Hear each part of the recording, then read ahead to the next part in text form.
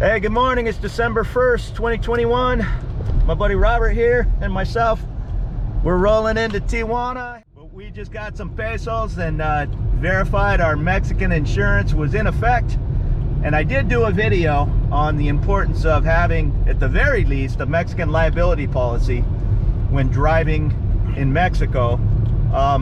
Yes, some people get confused about their U.S. insurance. It might say you're covered in border towns or within 50 miles of the border. On a full coverage policy, this might be true for your car. But what it's not going to cover, am I right, Robert, is the liability. That's correct. The damage you do to another car. Or someone being injured. Yeah, so I mean, and you can see it's, what is it, about 10 in the morning? Yeah, it's about 9:45. Yeah, there's zero traffic on, what was it, Wednesday, December 1st. If you're new to visiting Mexico, I suggest you don't come at rush hour, what, 4 p.m., maybe even after 3 p.m. This will just all be bumper to bumper, everybody jockeying for position, kind of dangerous. Yeah, especially after 5 o'clock, because a lot of people are going home from work in San Diego and are going home to Tijuana. Especially traffic heading down to Playas, where we're heading right now. It's really brutal after 5 o'clock. Hold on real quick. Now, these are U.S.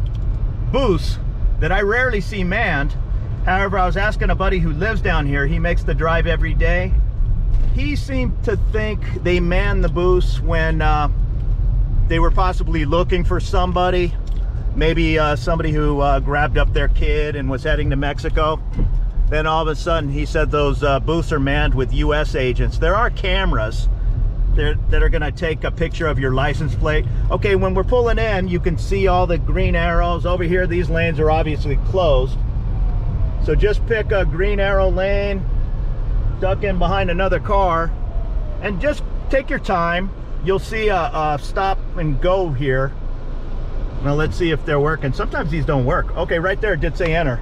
Sometimes they just stay red, but just remain here until it tells you to proceed.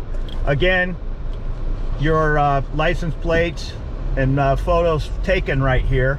I'm going to lower this camera when we get up to the agents, but where these rain shields are the agents down below. 9 out of 10 times, I'm going to lower the camera. He's looking right at us. 9 out of 10 times, you're just going to go straight through. He's not waving us over. It's a good idea too when you're crossing to Tijuana to roll down your windows, because if you don't, they'll probably check your car and have you pull over. And I normally roll them down all the time so that they could take a look at what's inside the car. Yeah, that's good advice. If you have tinted windows, I don't care if it's cold out, you better roll those tinted windows down. They seem to hate tinted windows in Tijuana. Maybe it's illegal to have really dark tinted side windows. I don't know, but I've heard one person after another complaining. Now right here you'll see the signs to the airport, Centro and Playas. We're gonna head off to the right here to Playas. Yes, we're into the Playas, to the beach area of Tijuana. So we just shot off to the right to this little bridge. It's a little bit of a morning haze, so you can't really see the city, but this is Tijuana here. And here the arch, that's Revolucion. We'll go there later. Now here is the traffic line for the folks heading into the U.S. Even now at 9:45, that's still, what, at least an hour and a half wait? At least. Yeah. It's always a good idea if you come down to Tijuana often. Tijuana often. Even once a week. You might want to invest on a Global or Century card, because it saves you a lot of time, especially if you walk across the border. My experience, when you have that card, you're probably waiting at the most, especially on a busy weekend. It's probably a half an hour. Now if you're driving back to San Diego and you have the Global or Century card, it could take an hour sometimes, depending on how heavy the traffic is, but a lot of times it's a half an hour or less. But but no matter what, if you come down at least once a week, it's worth the investment. And that Century card or Global Century is good for 5 years. Yeah, I'll get into that in a second. Now this is some old World War II runway that they welded up. I don't know how long has this been here, at least 20 or 30 years that I can recall. Right. This is the first kind of, I don't know, line of defense or whatever you want to call it at the border. And then there's a little road on the other side of this rusty old fence. And right here, I think there's actually 2 more border fences. You can see it's up on the hill here. Once we get a little closer, there's a Border Patrol agent sitting right there. Just, you know, some really desperate folks, they'll try to just climb over or get through this gate right here. I mean, if you want to make a run for it like that, you really, you don't want to do it 500 feet from the border. This is about as heavily Guarded. Yeah, guarded as you can get an area. There were times, Joe, sorry to interrupt you, there are times, Joe, when I drive down here, There'll be people running there'll across be this people road. running across, and you got to be extra careful. You sure do. I mean, I've seen it. Just some poor folks come from Central America or different parts of Mexico. They don't know this area at all. And yeah, they just cross at the first chance they get. I've seen ladders. Yeah. I've seen rope ladders, all kinds of things. And yeah, it's a little scary. You'll be coming up this road at night and there's just people running across with a suitcase. And yeah, so just be very careful driving through here. Now heading over to the Playas, what do you, it's less than 10 miles, right? Yeah, it's definitely less than 10 miles, and you're there in about 10 or 15 minutes at the most. Now, if we're driving down here after 4 or 5 o'clock, you're going to be running into heavy traffic, and it'll probably take you at least a half an hour. Yeah, because there's a lot of people that live down, including our buddy at work. Yeah. Okay, here's a shot of the fences here. Now, that's one of the newer gates over here, right? That secondary one. To be honest, I haven't driven here in a while, but that second gate I haven't seen at all. Yeah. It's all new to me. Yeah. All this. And then there's actually, in this area, there's actually a third fence. But anywhere in this kind of no man's land, you're not going to be walking around for long before a Border Patrol rolls up on you. It's just heavily patrolled. This maybe 20 miles, I don't know, around the border here. It's just helicopters just go back and forth. So just be careful on this road heading to the Playas, because there are people that walk up the side of this road, bicycles. I mean, it's Baja. You gotta watch out for everything. I've had dogs run in front of me right here, so just watch yourself. Some stray dog running around here, everybody's gonna be slamming their brakes on.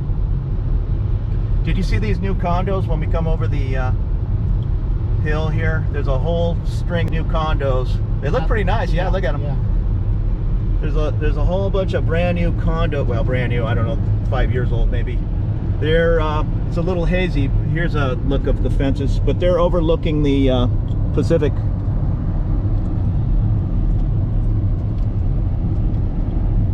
So there is the 2 border fences in between Tijuana and the Playas area. So we're gonna take the right turn off here to Playas de Tijuana,